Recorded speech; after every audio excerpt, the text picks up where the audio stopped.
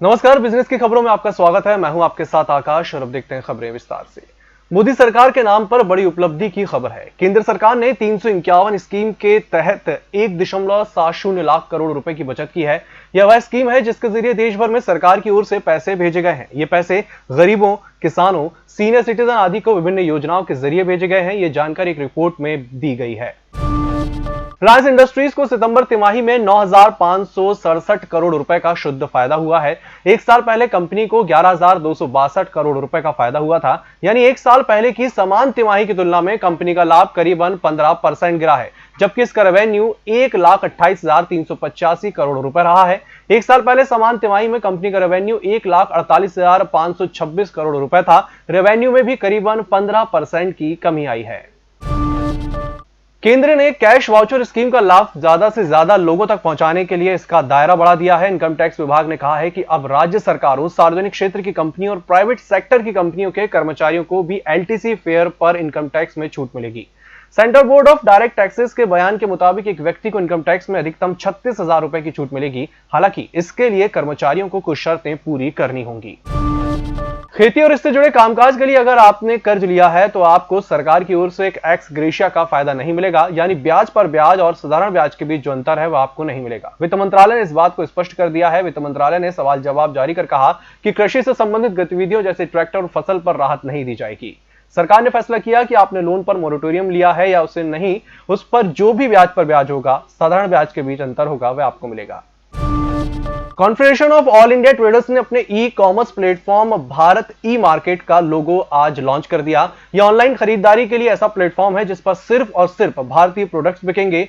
ये एक पूरी तरह भारतीय ई कॉमर्स पोर्टल है। इस पोर्टल के पीछे मकसद स्वदेशी चीजों को आगे बढ़ाना और चीन के सामान का बायकॉट करना है।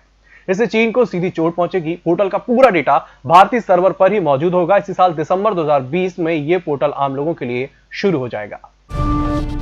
इसी के साथ बुलेटिन वक्त चला छोटे से ब्रेक का, जल्द हाजिर होंगे। होटल गौरीश्री भोपाल शहर के बीचों बीच स्थित ठहरने की सर्व सुविधा युक्त जगह है। Room available in affordable prices और facilities free WiFi, AC, TV, parking, security, lift, full sanitised room, toiletry kit. Hotel Gaurishri, hall number 8, Chittor complex, MP Nagar, zone 1, Bhopal. Phone number 7898128620। Break के बाद एक बार फिर से आपका स्वागत है और बढ़ते हैं अगली खबर की ओर। एक्सिस बैंक और मैक्स फाइनेंशियल के बीच डील अटक गई है। एक्सिस बैंक ने एक बार फिर से डील से संबंधित नियमों में सुधार कर ज्वाइंट वेंचर बनाने की कोशिश की है। यह joint venture life insurance company max के साथ होना है। आपको बता दें कि इससे पहले जो दोनों कंपनियों के बीच एग्रीमेंट था वह रिजर्व बैंक के नियमों के मुताबिक नहीं था। इसी के बाद से एक नई डील बनाई गई है।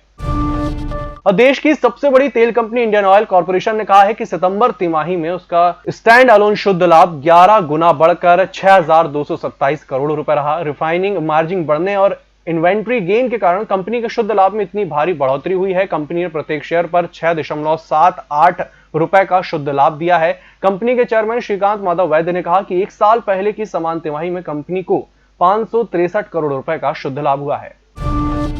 और 15वें वित्त आयोग ने वित्त वर्ष 2021-22 से लेकर 2025-26 तक की रिपोर्ट तैयार कर ली है। 9 नवंबर को ये रिपोर्ट राष्ट्रपति रामनाथ कोविंद को सौंपी जाएगी। शुक्रवार को एक बयान जारी कर आयोग ने कहा कि रिपोर्ट पूरी तरह से तैयार है। बयान के मुताबिक इस रिपोर्ट को सौंपने के लिए आयोग ने राष्ट्रपति भवन से समय मांगा है। राष्ट्रपति भवन ने 9 नवंबर का समय दिया है। इसी दिन यह रिपोर्ट राष्ट्रपति को सौंपी जाएगी। और कैलेंडर ईयर की तीसरी तिमाही में यूरो जोन की इकोनॉमी उम्मीद से बेहतर रिकवर हुई है। इससे पहले कोरोना महामारी के कारण क्षेत्र की जीडीपी में भारी गिरावट देखने को मिली है। यूरोपियन यूनियन के स्टैटिस्टिक्स विभाग द्वारा जारी डेटा के मुताबिक तीसरी तिमाही से जीडीपी की शानदार रिकवरी में इटली, फ्रांस और स्पेन की सबसे अहम भूमिका रही। विभाग द्वारा जारी डेटा के मुताबिक यूरो जोन की जीडीपी तीसरी तिमाही में 12.7% की ग्रोथ है। इससे पहले जुलाई सितंबर तिमाही में जीडीपी में 11.8% की गिरावट देखने को मिली थी। और कोरोना महामारी के कारण देश में छाई आर्थिक मंदी के बीच दशहरे के दौरान हुई बिक्री ने भारतीय ज्वेलर्स को स्टॉक रखने के लिए प्रोत्साहित किया है। भारतीयों ने हाल ही में दशहरा उत्सव मनाया और अब नवंबर में दिवाली और धनतेरस का इंतजार है। मुंबई के एक डीलर ने कहा कि दशहरा बिक्री ने ज्वेलर्स को विश्वास दिलाया, वे अब दिवाली के लिए खरीदारी कर रहे हैं। इस बुलेटिन में फिलहाल इतना ही। इसी के साथ मुझे दीजिए इजाजत। नमस्कार।